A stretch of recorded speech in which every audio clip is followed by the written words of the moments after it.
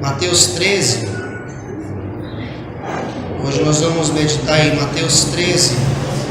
Vou ler apenas o versículo 17. Desculpa. Não é 17. Mateus 13, 33. Deixa eu abrir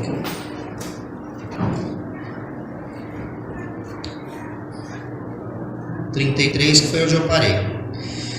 E contou-lhes ainda outra parábola. O reino dos céus é como fermento que uma mulher tomou e misturou com uma grande quantidade de farinha, e toda a massa ficou fermentada. Amém. Podem sentar. O mundo que nós vivemos, ele é bem grande, apesar do planeta não ser tão grande assim, mas não sei se você sabe, existem mais de 200 países no mundo que nós vivemos. Desses 200 países, nós temos mais de 7 bilhões de pessoas morando no nosso mundo. E a estatística diz que vai crescer demais ainda isso. E desses 7 bilhões de pessoas, a gente sabe que no nosso Brasil varonil, nós temos aí mais de 200 milhões de pessoas. Então, eu gosto muito de números, vocês já perceberam isso, né? Então, tem é bastante gente. E desses bilhões de pessoas que existem, e nos milhões que tem no Brasil, muita gente está perdida. A gente sabe que não conhece o Evangelho, que não serve ao Senhor, ou serve uma religião, ou não serve nada. Não serve ninguém, mas enfim, acaba servindo alguém. Mas de verdade, só existem 2 reinos. Tudo isso que eu falei se resume em 2 reinos. O reino de Deus e o reino das trevas. Só tem isso, esses 2. Os 2 reinos. E Jesus, a mensagem que Jesus pregou, eu li na semana passada para nós, que a mensagem que João Batista pregou antes de Jesus iniciar seu ministério, ele dizia: arrependam-se, pois o reino dos céus está próximo. João Batista pregava isso, Mateus 3:2. Jesus, em Mateus 4:17, logo na sequência do seu batismo, ele dizia: daí em diante Jesus começou a pregar: arrependam-se, pois o reino dos céus está próximo. Jesus também pregava essa mensagem. E quando Jesus ordenou aos discípulos para irem, curar, orar, expulsar demônio, a mensagem que Jesus disse para ele falou: por onde forem, preguem esta mensagem: o reino dos céus está próximo. Então essa é a mensagem principal que nós temos que pregar, porque de verdade só existem 2 reinos. Você pode ser de qualquer país, pode ser de qualquer etnia, que você vai pertencer a um desses 2 reinos: o reino dos céus ou o reino das trevas, o reino da terra, o reino do inimigo. Aqui Jesus ele conta em Mateus 13 8 parábolas. E nas 8 parábolas ele fala exatamente as características do reino dos céus. Os ouvintes não entendiam a parábola. Os seus discípulos também não entendiam, mas chegavam até perto dele e perguntavam: nos explica essa parábola. E Jesus explicava. E eu falei semana passada, se você quiser entender mesmo a Bíblia, se você quiser entender o reino dos céus, você tem que chegar perto de Jesus. É Ele quem te dá as explicações. A palavra de Deus, ela não é revelada. Ela pode ser compreendida na língua portuguesa, mas a revelação do que quer dizer as coisas, com certeza só Deus, através do Espírito Santo, você se aproximando de Jesus, é que você vai ter esse entendimento. Essa parábola da mostarda, já falei semana passada, falei do semeador, que o reino de Deus ele apresenta uma variedade de resultados. Então você vai ver que foram 4 sementes lançadas à beira do caminho. Ela foi logo levada, foi lançada no meio das pedras. Como não tinha profundidade, ela cresceu até rápido, mas veio o sol e queimou. Ou seja, quando vieram as provas, a pessoa desistiu. A outra semente caiu num lugar que tinha muitos espinhos. Então ela cresceu, mas os espinhos a sufocavam e ela não conseguiu dar fruto com perfeição. E Jesus disse que os espinhos são os cuidados com essa vida. das 4 sementes, 3 foram infrutíferas, mas a 4ª semente, Jesus disse que caiu numa terra boa, e essa terra produziu a 30, 60 e a 100. Aquela árvore, porque não tinha espinho, não tinha pedra e não estava à beira do caminho. Então, a parábola do semeador mostra que no reino dos céus, você vai pregar, eu vou pregar, mas o resultado da pregação depende do coração. Porque a terra nada mais é do que o coração da pessoa. Então, dependendo de como a pessoa recebe, aquilo vai dar ou não vai dar fruto. Então, avalie bem o seu coração. Se há resistência à mensagem, talvez a tua terra ainda não esteja tão bem preparada. E eu quero te dizer uma boa notícia. Jesus prepara a terra de todo mundo. Toda a terra pode ser preparada. Eu falo com propriedade porque terra mais ruim que a minha não tinha. Era resistente a todo tipo de evangelho, todo tipo de palavra. Procurei Deus em tudo quanto é religião e não achei de jeito nenhum. E eu falei, Deus não existe. Cheguei ao ponto de ser ateu, até que um dia a graça do Senhor me alcançou e meu coração foi preparado, foi arado pelo Senhor, foi tirado as pedras, os espinhos e a semente pôde brotar no meu coração. Eu quero te dizer, tanto para você que me ouve, quanto para quem você prega e parece que não está dando certo, não desista, porque Jesus muda qualquer terreno, amém?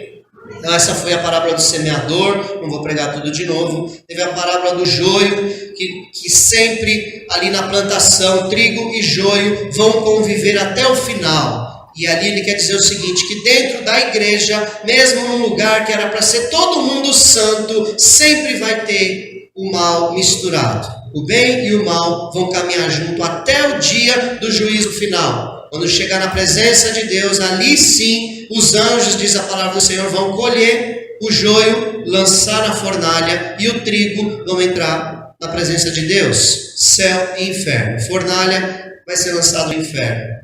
Só no final. Isso também me mostra não uma coisa ruim, se acabou de fechar seu semblante, o pastor falou de inferno, nossa, que coisa ruim de se falar no púlpito, inferno não se prega mais nos dias de hoje, pastor, você está atrasado, prega sim, porque a Bíblia fala bastante, mas aqui nisso eu vejo a graça de Deus, porque pode até ser joio, só que há a possibilidade dele se transformar em trigo, porque a graça do Senhor transforma. Ele é transformador. Então a pessoa está na igreja, às vezes ela ainda é joio, mas o Senhor Jesus vai transformar em trigo e vai haver salvação também. Isso eu vejo a graça do Senhor. Por isso que é só no fim. Então não desista, nem de você e nem de ninguém. É lá no fim que as coisas vão ser separadas. Bode para a esquerda e ovelha para a direita. Joio para a fornalha, trigo para o reino dos céus. Amém, querido? Falei também do grão de mostarda, uma semente tão petititica, tão pequenininha, mas ela cresce e se torna uma árvore, uma planta, não é uma árvore, né, de 2,5 metros a 3,5 metros de altura, e as folhas dela são tão frondosas que até as aves vêm fazer seus ninhos nela, mostrando que no reino dos céus atrai todo tipo de gente, todo tipo de pessoa. A igreja não faz diferença de pessoas. Aqui tem empresário, aqui tem desempregado, aqui tem estudante, aqui tem faxineiro, aqui tem todo tipo de profissão, tem pedreiro, aqui tem doutor, tem de tudo. E é para ser assim. Assim, a igreja atrai todo tipo de pessoa e glória a Deus por isso. Ele não faz acepção de pessoas. Tem um pensamento de que tem igreja que é igreja de pobre e tem igreja que é igreja de rico. Tem esse pensamento. Isso é igualzinho lá atrás, na época do racismo, quando tinha igreja de negro e igreja de branco. E era tudo aceito normalmente, os negros lá, né, um culto mais abençoado que o dos brancos, né, aquela alegria, né, e os brancos lá no seu culto formal, tudo separados, tudo errado, não pode haver separação. É para ser todo mundo igual, todo mundo junto. E aí o que acontece? Na média a igreja vai crescendo em qualidade, um vai ajudando o outro, um pouco mais. Um que tem mais cultura ajuda o que tem menos, mas o que tem mais cultura não tem tanta experiência em outras atividades. Eu já contei aqui, eu conto para vocês, novamente, meu padrasto ele é fazendeiro e ele não tem cultura, ele mal sabe escrever o nome, ele escreve muito pouco, tem pouca leitura, sempre cresceu na roça e sempre cuidou de gado, de plantação, então não foi para a escola, mas é muito sábio em muitas coisas. E aí eu fui passar uns dias lá com a minha mãe e eu vi lá na entrada da fazenda uns matos bem altos lá, né? E eu estava lá sem fazer nada, eu falei, vou pegar essa foice e vou cortar esses matos. Aí fui lá com a foice aqui, ele olhou para mim, deu uma risadinha de canto de olho de caipira, né? E eu fui lá, né, pela estradinha, ele só olhando de longe. E eu pegava aquela foice e pá, batia no pé do mato. E pá, batia a foice, batia e voltava. Batia e voltava, batia e voltava. E, meu Deus, que negócio difícil. Mas fiquei meia hora lá transpirando e não cortei 2 matos. Aí ele chegou lá e falou, e aí, tá difícil aí? Eu falei, tá difícil, espera um pouquinho que eu vou te mostrar. Pegou a foice, foi lá no pé do mato, só fez assim, ó, puxou. Tchuc, tchuc, tchuc. Só puxava assim, eu não tenho que bater, é só puxar. Falei, olha aí a sabedoria, né? Então, sabedoria não tem a ver com escola, tem a ver com experiência, com aonde você se dedicou. Então, a igreja é uma bênção porque atrai todo tipo de pessoa, de todas as classes.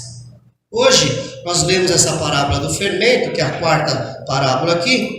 Jesus, ele traz um ensinamento. E aí, agora, lembrando da pregação do pastor Mer, de 2 semanas atrás, onde ele fala do fermento dos fariseus, dos saduceus e dos herodianos. Você compartilhou nas células, se você veio, você lembra. Então, naquela ilustração, Jesus trouxe o fermento como algo maligno. Nessa ilustração, Jesus traz o fermento como algo benigno. Na verdade, o propósito do fermento é multiplicar. É isso que ele faz, a massa cresce.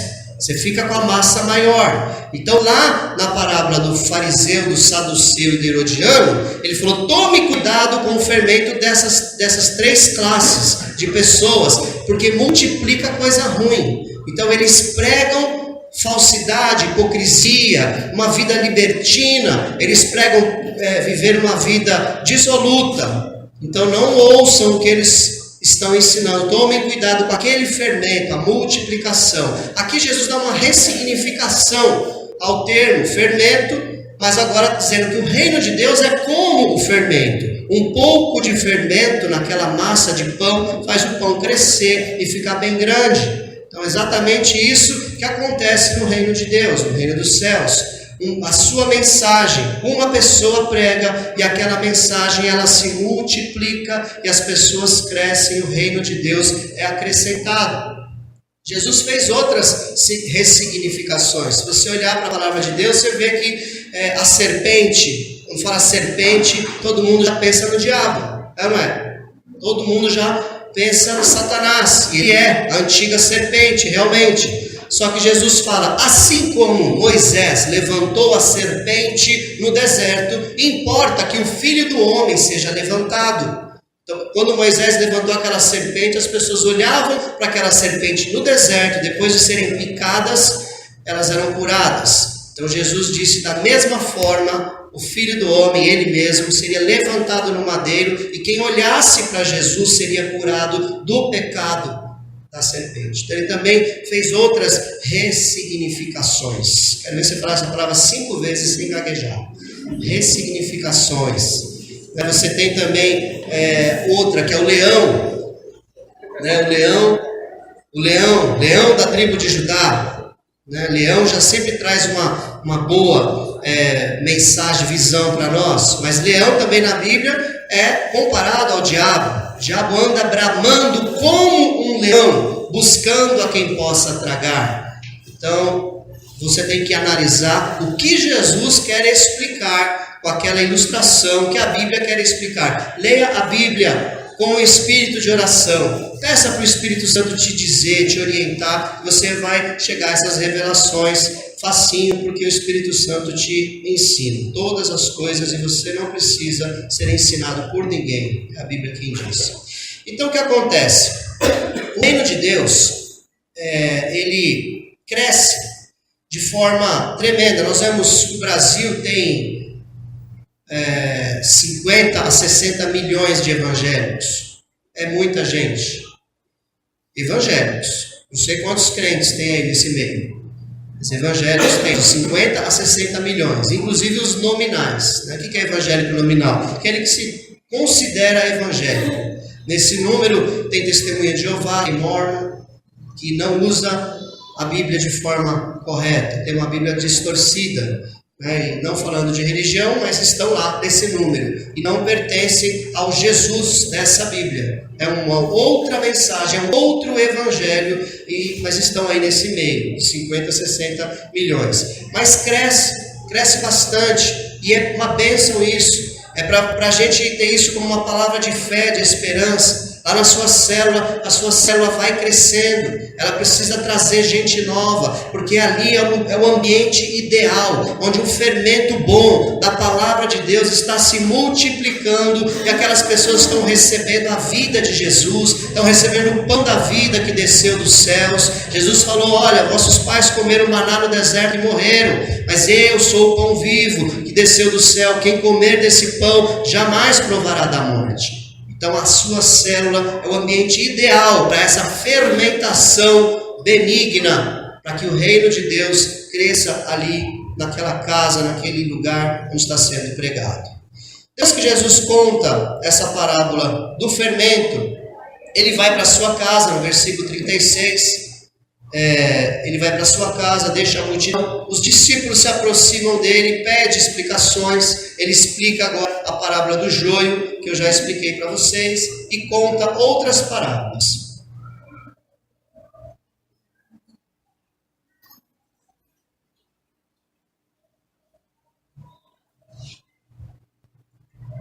Essa parábola aqui, a partir do versículo 45, 44, o reino dos céus é como um tesouro escondido num campo. Certo homem, tendo encontrado, escondeu-o de novo, e então, cheio de alegria, foi, vendeu tudo o que tinha e comprou aquele campo. O reino dos céus também é como um negociante que procura pérolas preciosas. Encontrando uma pérola de grande valor, foi, vendeu tudo o que tinha e a comprou. Você vê aqui agora Jesus dando outra exemplificação do reino dos céus. O reino dos céus é tão valioso, é tão precioso, que você vende tudo o que você tem e compra. O que ele quer dizer com isso? Quando você encontra Jesus, quando Jesus entra na tua vida, nada mais tem tanto valor quanto o que você encontrou. Quando você anda nessa vida, a gente busca, a gente corre atrás, você estuda, você quer ter uma boa profissão, você quer ter uma boa casa, quer ter um carro, quer ter bens. Mas quando você encontra o evangelho de Jesus, as boas novas da salvação, nada dessas coisas mais tem o mesmo valor. E você passa agora a focar a sua vida no reino dos céus. Eu quero te dizer que quando você investe no reino dos céus, a sua vida, estou falando de vida, de você se preparar, de você estar pronto para ser um semeador da palavra, o Senhor Jesus faz multiplicar muito mais tudo aquilo que você deixou para trás. Porque Pedro perguntou ousadamente para Jesus e disse: olha, eu larguei pai, mãe, meu trabalho, meus barcos, meus peixes, larguei tudo para te seguir, o que é que eu vou ganhar com isso? Jesus falou: olha Pedro, porque você largou tudo, você vai ganhar 100 vezes mais nessa vida e por fim a vida eterna. Amém. Glória a Deus. Amém? Jesus paga bem. Amém. Jesus paga bem. Glória a Deus. É uma bênção servir ao Senhor. Quanto mais você se dedica, mais o Senhor devolve. Quanto mais amor você dá para as pessoas, mais o Senhor te abençoa amando a sua vida. Quanto mais você foca nessa vida, nas coisas dessa vida, mais distante você fica do Senhor. Porque a mensagem que você passa não é tão importante assim. Aquilo que eu recebi não é tão importante assim. Esses dois exemplos de Jesus mostram que esses homens do exemplo entenderam. Um encontrou um tesouro escondido num campo. O que ele fez? Escondeu de novo lá no campo, vendeu tudo que tinha e comprou aquele campo para aquele tesouro ser dele para sempre. para ele nunca perder aquele tesouro mais. Jesus quer dizer o seguinte: tudo o que você tem deve ser investido no reino de Deus, porque realmente é o que importa. Quantas pessoas correm. Tem uma outra parábola que Jesus conta, que ele diz assim: um homem, agricultor, plantou e colheu tanto, que ele não tinha mais lugar para guardar as sementes que ele colheu. E ele disse no seu coração: como eu estou rico, agora eu vou derrubar esses meus celeiros, vou construir celeiros bem maiores e vou encher com todas essas sementes, vou comer, vou beber e vou ficar de folga, porque a minha alma está tão farta. E ali Jesus fala assim para ele: louco, esta noite te pedirão a tua alma, e tudo isso que você tem preparado, para quem será? É uma pergunta reflexiva. Para quem será? Tudo aquilo que você plantar aqui vai ficar para o próximo. Se foi o marido que morreu, vai ficar para a esposa e para os filhos. Correu, deixou de lado o reino de Deus. Não estou dizendo para você não trabalhar, estou dizendo para você dar prioridade. Deixou de lado o reino de Deus, morreu. Rapidinho a esposa vai casar de novo, ou vai desfrutar, porque correu, deixou aí uma herança gigante. Os filhos vão desfrutar aquilo. O que adianta? Vai ficar daqui 50, 60, 70 anos, 100 anos. Quem vai lembrar do pastor Marcelo? Provavelmente ninguém. Quem vai lembrar do seu nome? Tudo aquilo que você correu. Lá no teu trabalho, você deu sangue, você não veio para a igreja, você fez tanta coisa. Correu. Amanhã a empresa precisa fazer um corte, é você que vai. É para trabalhar, é para se dedicar. Só que o que realmente está em primeiro lugar na sua vida? Você é inteligente, amém? Amém. Não é para você ser rebelde. Não, o patrão pediu para fazer hora extra, hoje eu não vou fazer hora extra, porque o reino dos céus está em primeiro lugar na minha vida. Só que a gente percebe que tem gente que parece que cava, que busca, que faz de tudo para não estar aqui nesse ambiente. Bate o cartão aqui no domingo. Isso não valoriza o reino dos céus. Isso valoriza, as suas prioridades são outras, não é o reino dos céus. E é isso que Jesus quer ensinar para nós. O reino dos céus é precioso. Vai ser gostoso chegar lá na presença do Senhor, naquele grande dia. Amém. E dizer para Ele: eu não banalizei a sua graça, Senhor. Amém. Eu vi isso no Jesus Cop. Antônio Costa falou ontem, antes de ontem, sexta-noite. Maravilhoso isso. Você chegar na presença do Senhor, eis aqui serão as almas, que é isso que realmente tem valor. Aleluia. Tem um hino antigo da harpa, o pastor Mário vai lembrar. Posso, tendo as mãos vazias, com Jesus me encontrar, quantas almas poderia ao Senhor apresentar? Chegar lá, aquela história de: se eu entrar no céu com a maçaneta da porta me apertando as costas, já está bom. Não. Se eu for o tapetinho lá da entrada do céu para todo mundo pisar e passar por mim, já está bom. Não chegue lá no céu com a mão vazia. Você precisa dar fruto, multiplicar. E isso é através de valorizar realmente o que o reino dos céus é. Está claro isso? Amém. Não precisa fazer muito curso para entender isso, né? E o segundo também, negociante, procura pérolas preciosas, encontrando uma pérola de grande valor, vendeu tudo e a comprou, porque entendeu o valor do reino dos céus. Vamos prosseguir. Outra parábola, a sétima parábola, é a da rede, 47 a 50, que é bem parecido com a do joio. O reino dos céus é ainda como uma rede que é lançada ao mar e apanha toda sorte de peixes. Quando está cheia, os pescadores a puxam para a praia, então se assentam e juntam os peixes bons em cestos bons, mas jogam fora os ruins. Assim acontecerá, aqui ele já fala explicando, porque ele já está falando com os discípulos.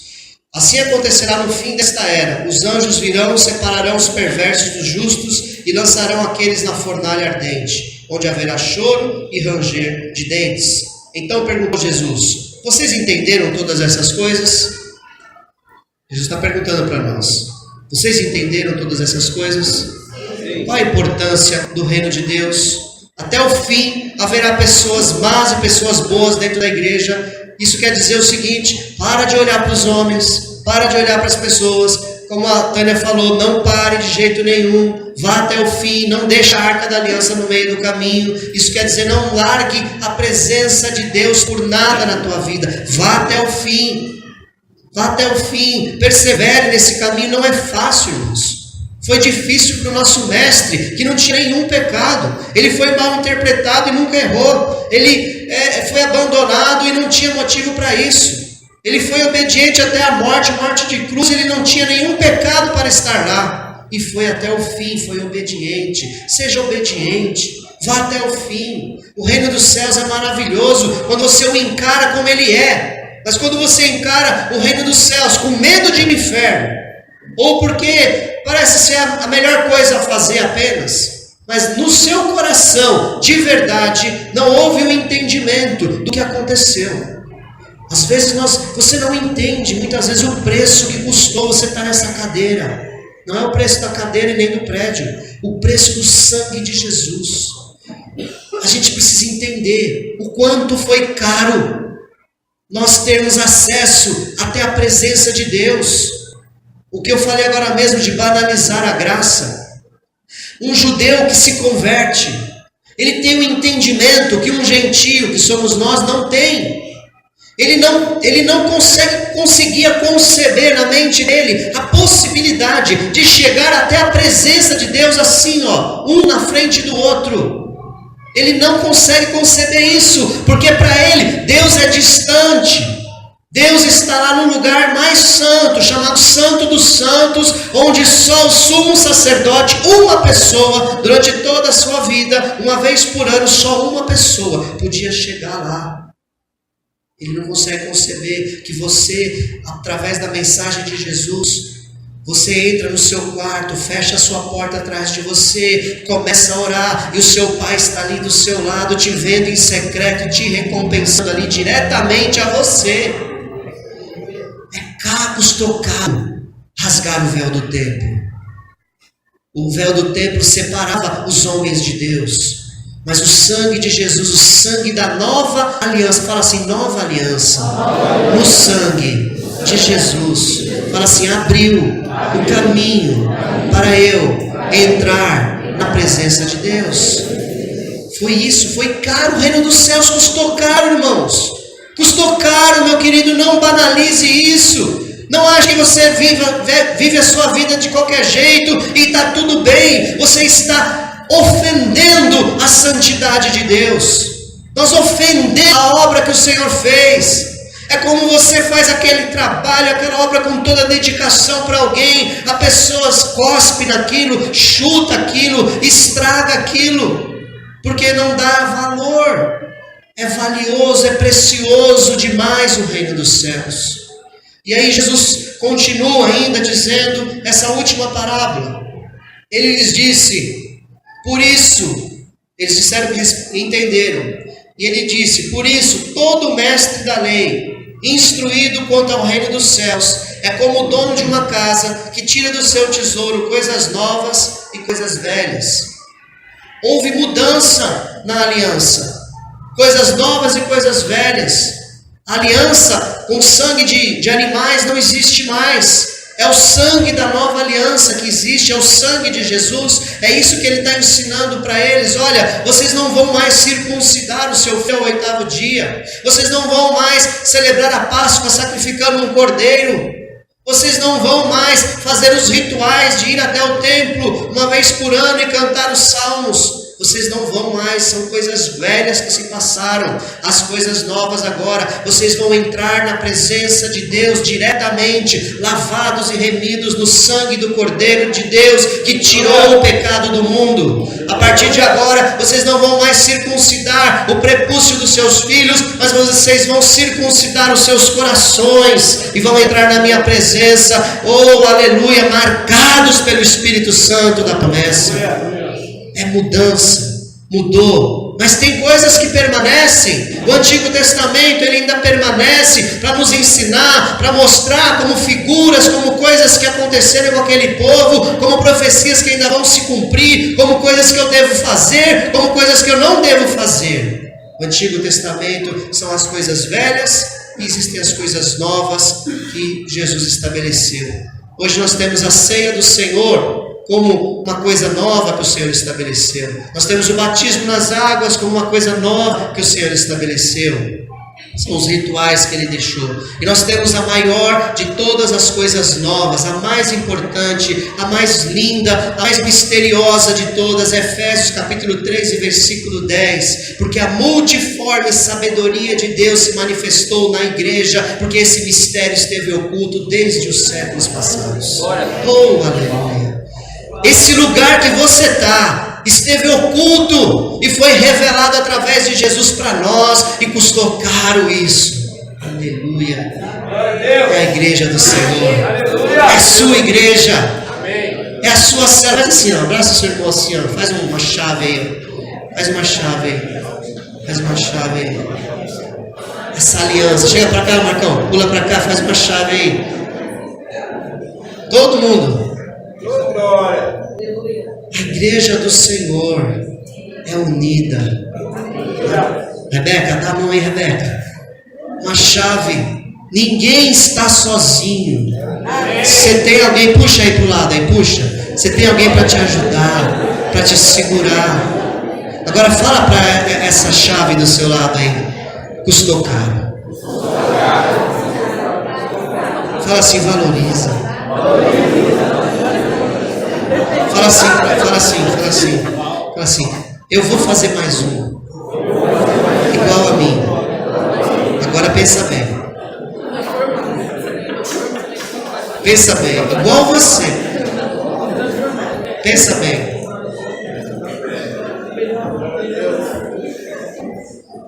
Mas nem tudo são flores, pode soltar aí. Nem tudo são flores, né?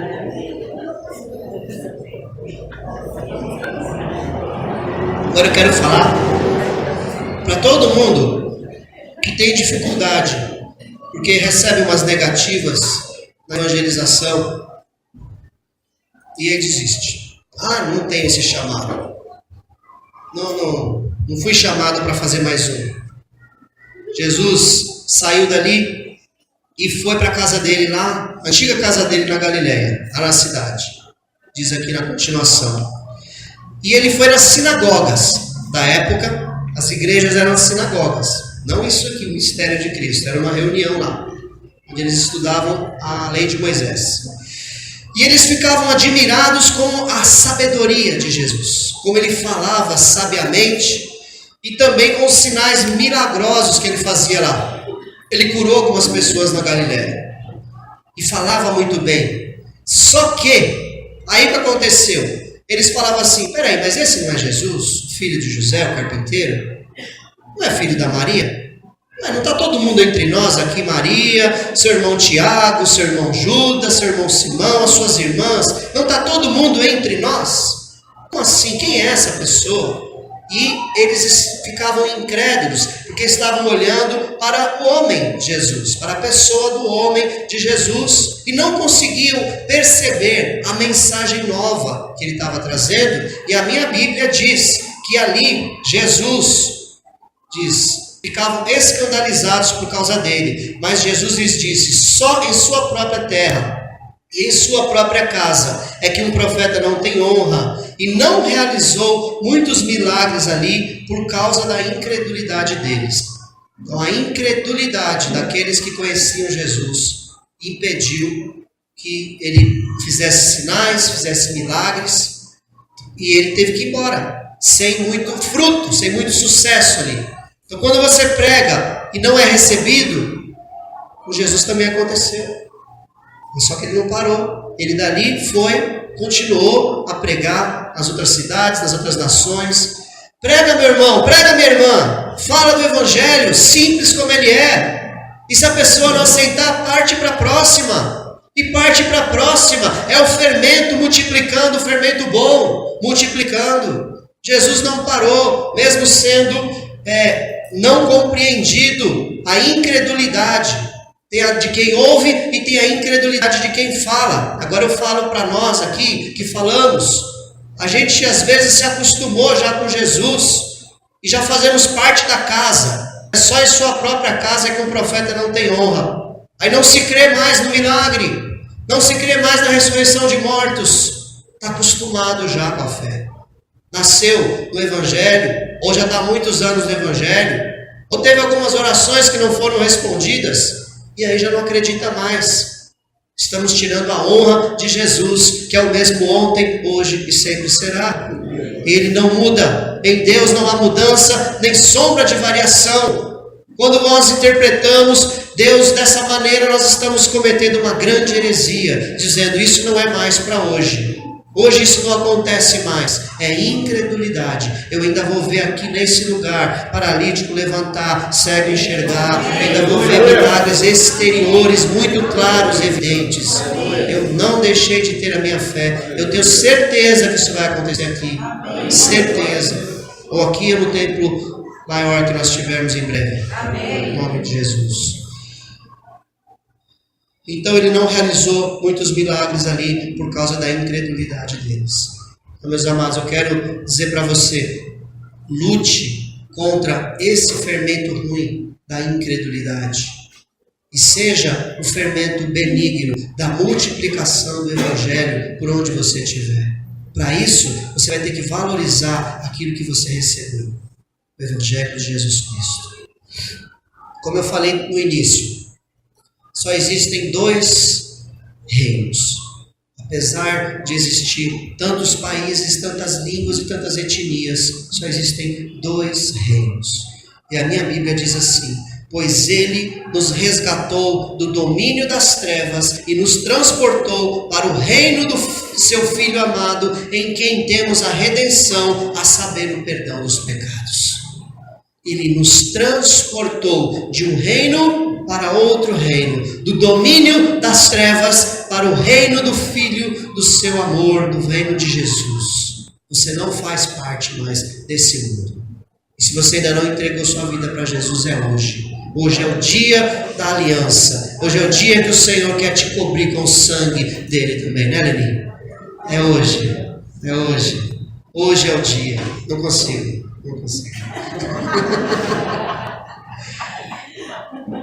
Glória a Jesus. Porque eu falo com propriedade, meus amigos.